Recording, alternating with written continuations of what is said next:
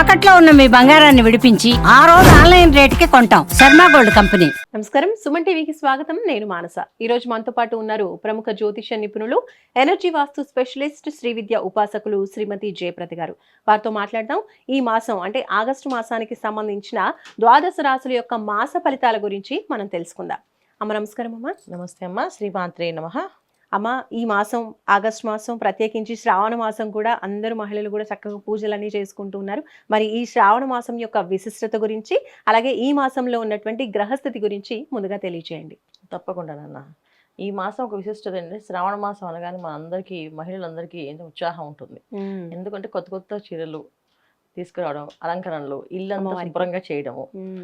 ఎంత బిజీ ఉన్నా సరే ఈ శ్రావణ మాసంలో మాత్రం ప్రతి ఒక్క మహిళ ఇల్లుని శుభ్రంగా చేసుకుంటుంది. ఇల్లు శుభ్రంగా చేసుకోవడం, పూజ, వరలక్ష్మి వ్రతము, నోములు.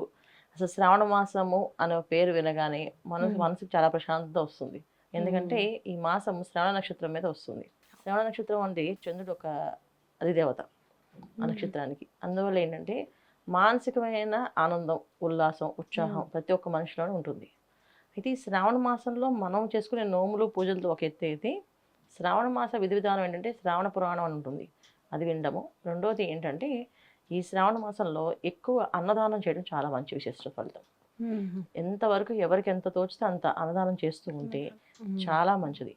కుదిరితే చాలా ఎక్కువ మందికి అన్నదానం చేయడం, కుదరకపోతే కనీసం ఒక మనిషికైనా అన్నదానం చేస్తూ ఉండాలి. లేకపోతే కనీసం మూగ జీవాలకైనా అన్నదానం చేయాలి. పక్షులకి, తర్వాత కుక్కలకి, కోతులకి, వీళ్ళకి కూడా ఆహారం పెడితే కూడా చాలా మంచి ఫలితం వస్తుందట.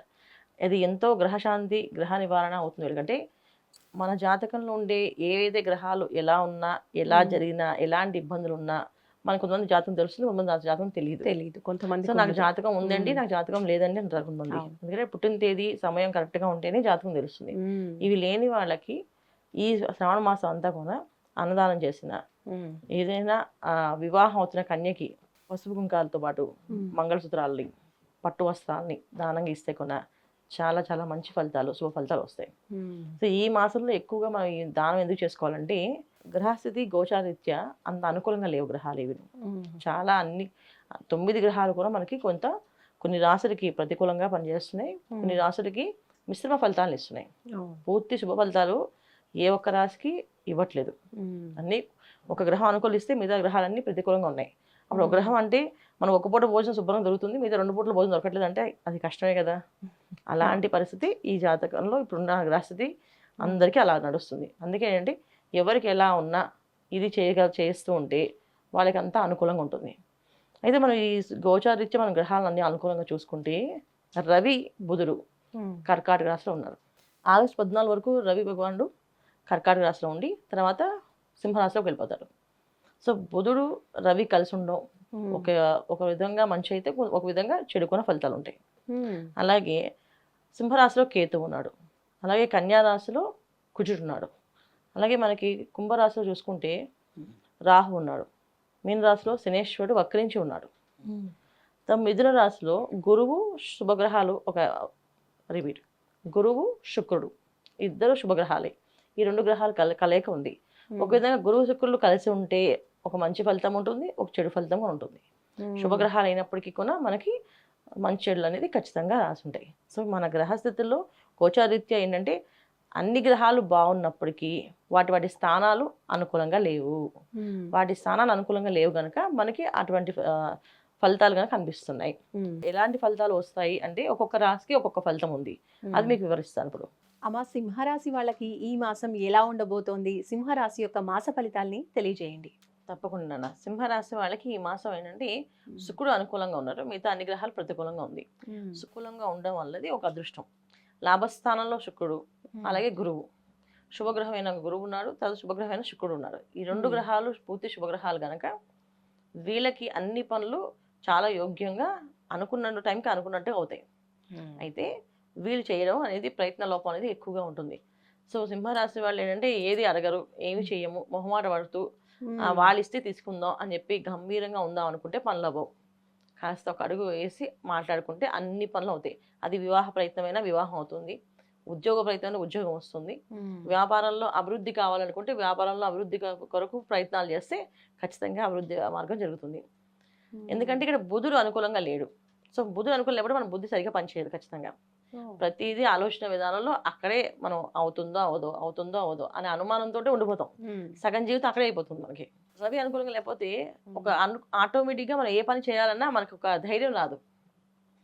ఖచ్చితంగా ధైర్యం రాదు. అమ్మో చేస్తే వాళ్ళు ఎవరు అంటే నేను తట్టుకోలేను, ఆ మాట నేను వెళ్ళలేను, నాకు నో చెప్తే నేను వెళ్ళలేను అనే భయం కూడా ఉంటుంది.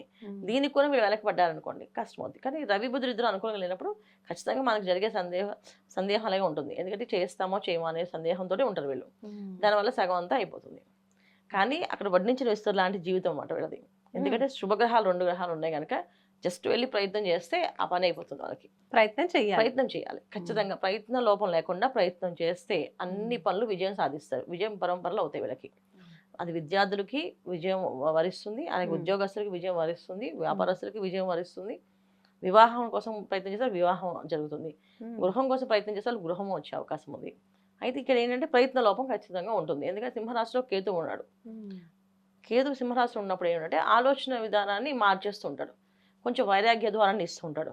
అసలే వీళ్ళు సగం కదలరు. ఈ వైరాగ్య ధోరణి వచ్చినప్పుడు ఏముంటుందిలే అని చెప్పి తన ఆలోచన వస్తే ఆగిపోతుంది.